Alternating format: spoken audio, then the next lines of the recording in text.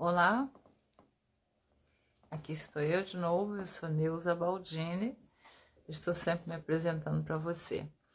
Eu queria falar com você através dessa palavra. Eu sempre falo que eu pertenço à Assembleia de Deus do Ministério do Leblon e eu estou aqui para ministrar a palavra de Deus para você. E eu tenho um livro na Bíblia, né, que ele tem o livro do profeta Jonas. Ele tem 4 capítulos, é um livro pequeno. O Jonas está na relação dos profetas menores.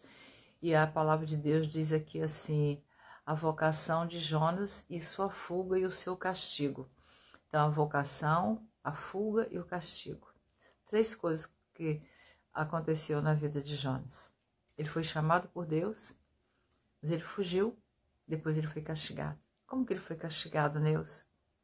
Porque quando nós fugimos do propósito de Deus, quando Deus nos ordena fazer a obra dele, quando Deus nos chama, nos escolhe, ele nos prepara, ele nos capacita e aí a gente foge, aí a gente paga um preço.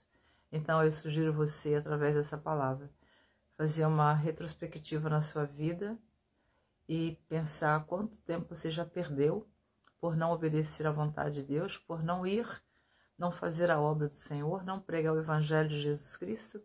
E Deus tem contas, você tem contas a prestar a Deus. Então Jonas diz assim: veio a palavra do Senhor a Jonas, filho de Amitai, dizendo: levanta-te, vai à grande cidade de Nínive e clama contra ela, porque a sua malícia subiu até mim. E Jonas se levantou para fugir de diante da face do Senhor para Tarsis, e descendo a Jope, achou um navio que ia para Tarsis, pagou, pois, a sua passagem e desceu para dentro dele, para ir com eles para Tarsis, de diante da face do Senhor. Então ele desceu para Jope, ele desceu para dentro do navio, veja bem, já 2 descidas. Mas o Senhor mandou ao mar um grande vento e fez-se no mar uma grande tempestade, e o navio estava para quebrar-se. Então temeram os marinheiros e clamava cada um ao seu Deus, Deus com D minúsculo, e lançavam no mar as fazendas que estavam no navio para o aliviarem do seu peso. Porém Jonas desceu, terceira descida de Jonas. Terceira, Jonas desceu aos lugares do porão e se deitou e dormiu um profundo sono. Então, quando nós estamos dormindo este sono espiritual, nós só vamos descendo, descendo e descendo. A Bíblia diz que Jonas desceu para Jope, Jonas desceu para dentro do navio, e agora Jonas desceu para os lugares do porão do navio, os lugares mais baixos do navio. Ele queria se esconder, mas dos olhos de Deus ninguém se esconde. Ninguém se esconde. Quando nós pensamos que está tudo muito bem escondidinho, qualquer coisa que nós estamos fazendo, a gente tem que buscar a Deus, pedir misericórdia, se consertar com Deus, porque Ele está vendo tudo, sabe de tudo e vê tudo. E nós não podemos fugir da ordem de Deus. Quando nós fugimos, nós pagamos um preço. O preço que Jonas pagou, ele trouxe prejuízo para aqueles marinheiros, para o dono daquele navio, para aquelas mercadorias que foram lançadas ao mar, que eles pensavam que lançando ao mar o navio ia ficar leve, mas o peso não era a mercadoria, o erro não estava nas mercadorias, o erro estava em Jonas. E quantas vezes nós estamos convivendo com alguém, com Jonas na nossa vida, algo que está nos fazendo ter prejuízos, está nos afastando de Deus, está nos fazendo perder a nossa felicidade, a nossa paz, o nosso casamento, nossos bens, porque tem um Jonas que está ajudando a destruir, um Jonas que não teme a Deus, e um Jonas que se esconde de Deus, e aí a gente vai carregando Jonas junto conosco. Eu não estou dizendo para você se desfazer do seu filho, do seu marido, da sua esposa, do seu pai, da sua mãe, mas precisa de pedir a Deus discernimento para que você não leve em sua vida, não se una, não faça parte de personagens, estou dizendo isso como exemplo, né? Como Jonas. E quando então eles lançam ele, Deus levanta o vento, e Jonas então diz: olha, eu sou o culpado disso tudo, me lance no mar. E eles ficaram com pena de lançar Jonas no mar, mas era a ordem de Deus que ele lançasse, que ele fosse lançado ao mar. Então Deus preparou um grande peixe. Aqui no livro de Jonas diz um grande peixe, no livro de Mateus diz que é uma baleia. Muitos não querem dizer que é uma baleia, mas lá no Evangelho de Mateus diz que foi uma baleia. Eu não vou ler aqui agora, porque não vai dar tempo. Talvez, deixa eu ver, Mateus 12:40, deixa eu ver se dá tempo de eu ler. Se der, eu leio, porque muitos dizem que não está isso na Bíblia, mas está, deixa eu ver aqui, Mateus 12:40, deixa eu ver, vou conferir.